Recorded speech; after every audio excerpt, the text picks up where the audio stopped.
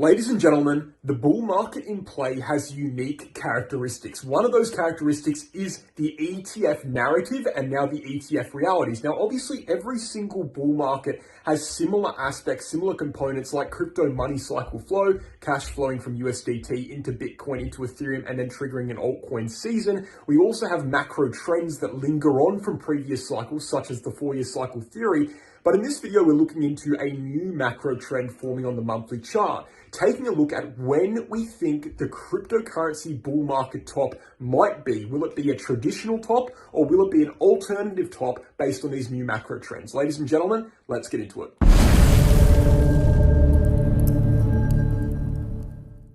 Okay guys, before we get into the content here today, we've got the VIP group on Telegram for altcoin trading plans. We also have a discussion group there. Then we're moving on to our exchanges, BingX and BitGet, both advertised on this YouTube channel.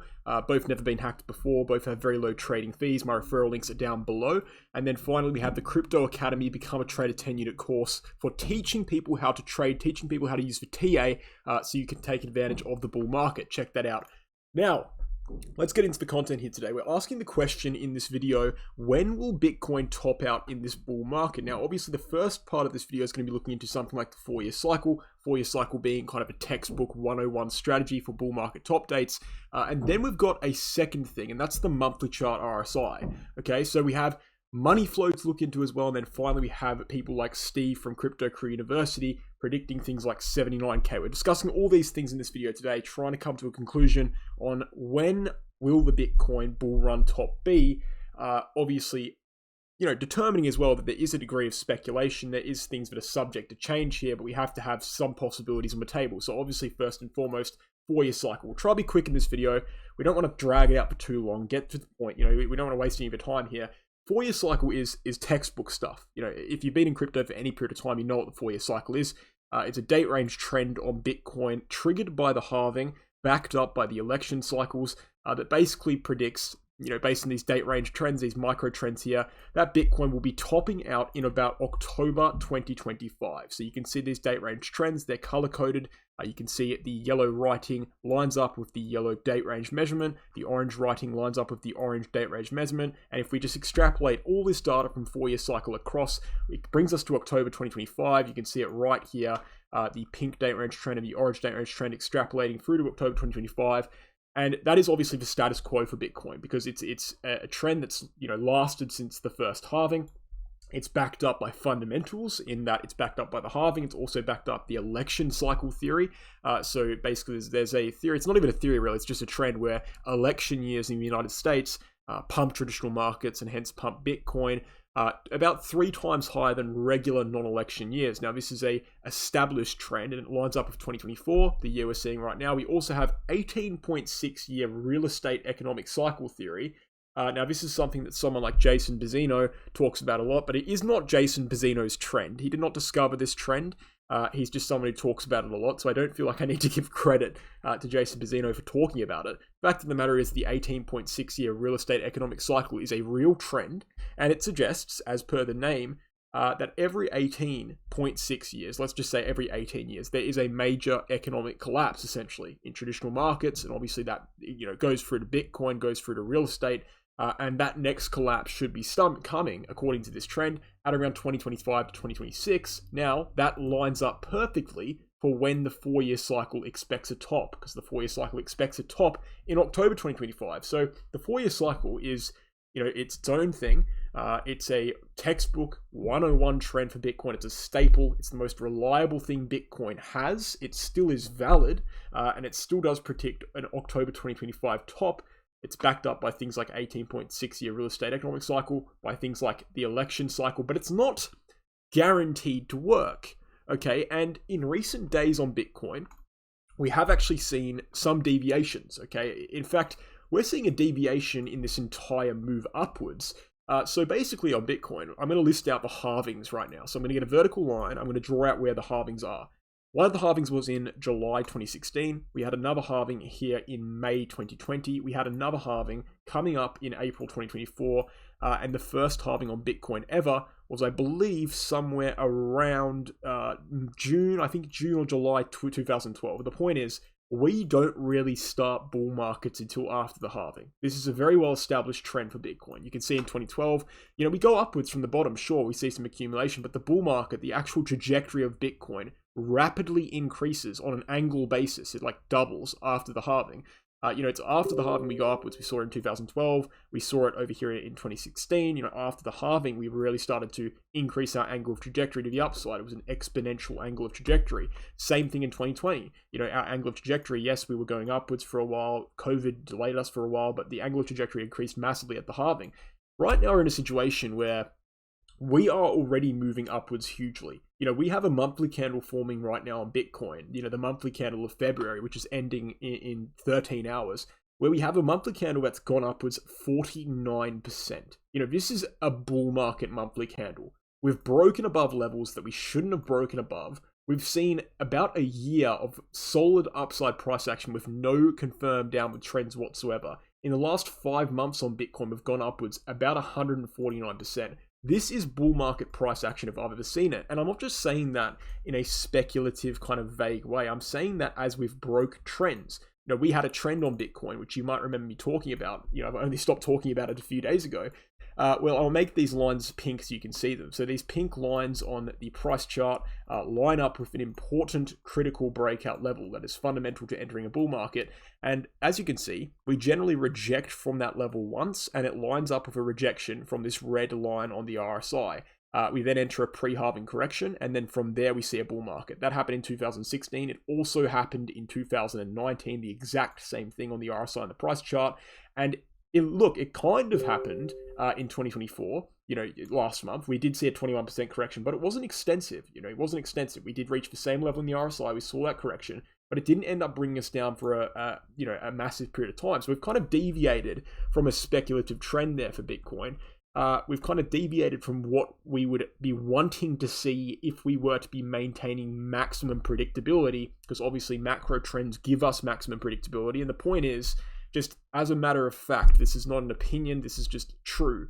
Bitcoin has moved a lot faster than the 4-year cycle would have expected Bitcoin to move. Now, this hasn't invalidated the 4-year cycle, right? But it has put a dent in the armor of it, because the problem with the 4-year cycle is this.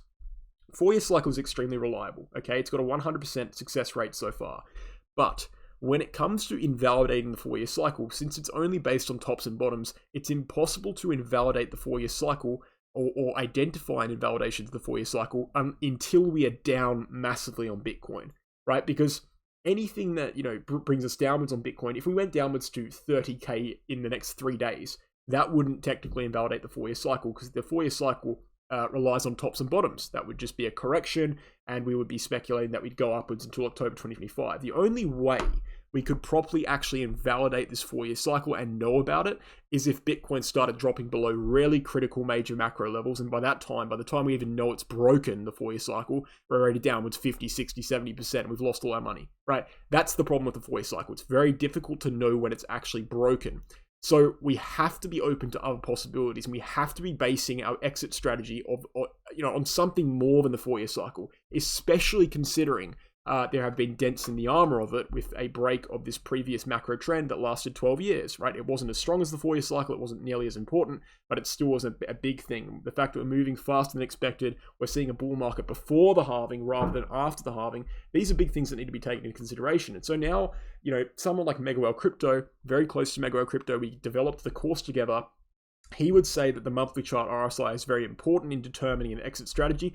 I would agree. However, we're actually taking different angles in how we look at it.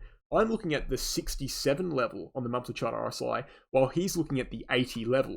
And there are some differences. Now, I'm going to be discussing this with Megawell Crypto personally very soon, and perhaps we'll come to some sort of agreement. But right now, I'm going to stick to my analysis of the RSI level, because I think, obviously, it is very good. We're looking at that 67 level. It's validated by a price action. It's validated by what we used to see as pre-halving corrections. We rejected from it here in 2016, rejected from here in 2019. It led up with, it lined up with rejections from the relevant levels.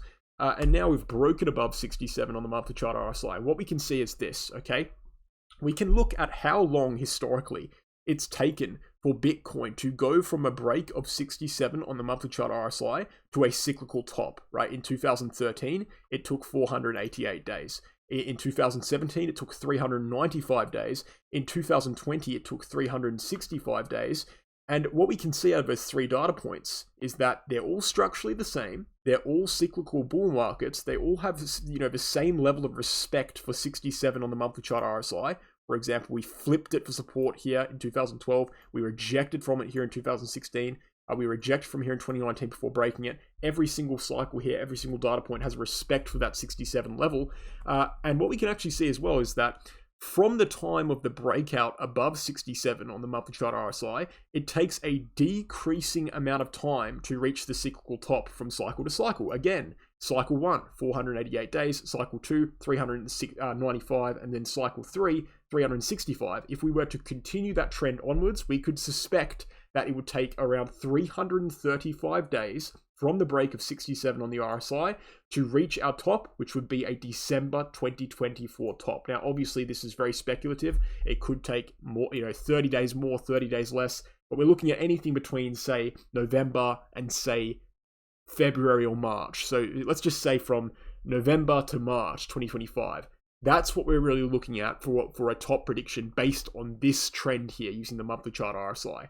Now, here's the thing. We can't be precise with it. It's very difficult to be precise with a trend like this because the date range trend is still kind of, increasing with precision as cycles cross. But if this was to play out, right, in any form, no matter how accurate or inaccurate it is, if we see a top on Bitcoin as per this trend between, say, December and February, right? So let's just say December and February, a 3-month period. That's still a massive difference from the predicted October 2025 top from the 4-year cycle. So let me just make something very clear here.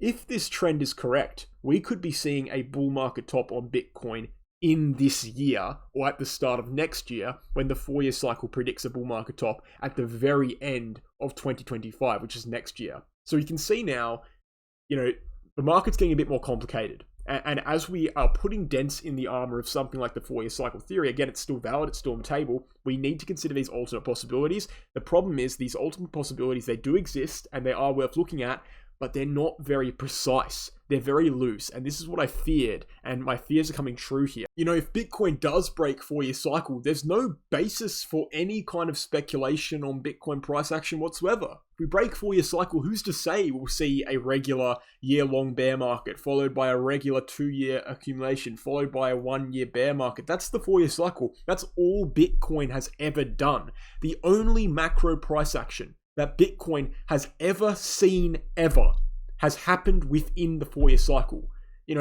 Say what you will about whether you think it's going to break or not. We don't want this thing to break, because we don't know what's going to happen next if it does. We are fully in the dark. We will have never seen price action, outside of the 4-year cycle. We've never seen it before. So how do we know what's going to happen next if this goes? That's the problem. The other day when we broke this macro trend that suggested a halving, a correction before the halving, we broke that long-term cyclical predictability. And that's really not what we want to see, because now we're put in a situation where we have to start guessing. And that's not a good situation. So what I'll propose to you is this. In a financial market, there are things you can look at. There are predictions you can make. But in all cases, it's always best to focus on reacting rather than predicting, right? What we do know is this. We have a cyclical trend on Bitcoin for the 4-year cycle. It is very reliable, but it's not guaranteed to work, especially this time around. We have other developing trends like this trend here, which suggests an earlier top in the 4-year cycle. We can look at these things, we can debate all day about which one is better or which one is more useful, or we can just react to the price action when it occurs. If we see Bitcoin dropping downwards massively, if we see the crypto money flow having played out, this is a fundamental part of bull markets for Bitcoin. We see the cash flow from stables into Bitcoin, into Ethereum, into altcoins, and then back into stables. If that entire money flow cycle has occurred, if we've seen the altcoin season, if Bitcoin dominance is reaching bottoms, and we are, not within the date range predictions of either of these trends, we have to really start to consider that, hey, look, the top might actually be in. Because these trends have been proven now to an extent to be slightly less reliable this time around than they would have been in previous cycles. So we have to focus more on reacting. We can observe what is true throughout all cycles. What is true throughout all cycles? Well, crypto money flow is true.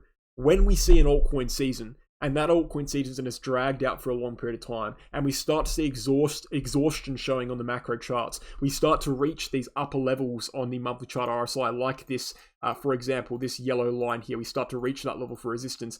Then we need to be ultra cautious. We need to start zoning out of the market, phasing out of the market slowly, and reacting to the situation effectively. Not just waiting for something like October 2025. Even though the 4-year cycle is very good, very valid, we can't just be blindly waiting for October 2025 and ignoring any downside price action, in hopes that we'd just follow a regular cycle again. Because look, it's not certain that we will. This is a market, particularly this time around, this is a market cycle that is more about reacting than predicting. Now, with that said, I will make predictions as per 4-year cycle, but I will make them with a grain of salt, and they will come at the halving. Right now, I do have current predictions, 103 to 197K. I'll narrow them down at the halving, but look, 4-year cycle, in my opinion, this time around, as I've said, is weaker than before. As I've said, this market cycle specifically is more about reacting than predicting. We know what the characteristics of a bull market are. They follow the money flow cycle. Once we see that entire money flow cycle play out and we do see that exhaustion, that is when we're going to react. So guys, I hope you got knowledge out of this video. I know there was knowledge sprinkled throughout it. There was no real one clear conclusion as to when the top will be. I don't think, unfortunately, we're in a position to make that clear conclusion. If I was to be asked the question, what is the most reliable trend on Bitcoin, I would still say the 4-year cycle, and hence I would still say the October 2025 top has the most merit. But I don't think it's certain, and I don't even think it's something I would put huge swaths of money betting on. It would occur like I would have last cycle. Last cycle I was completely convinced by it. Now I'm seeing different market environments. I'm seeing changes here, and I'm very careful, right, not to jump on the bandwagon where people say, "Oh, this time's different. This time's different." I'm very careful not to do that. I'm still saying this is valid. I'm just being cautious with it, and I think that's the logical approach to take. So, guys, without further ado, we'll end the video there. Again, check out BingX, check out BitGet, check out Crypto Academy, and check out the VIP group. Thank you so much for watching. I hope you enjoyed the video, and I'll catch you in the next one. Cheers.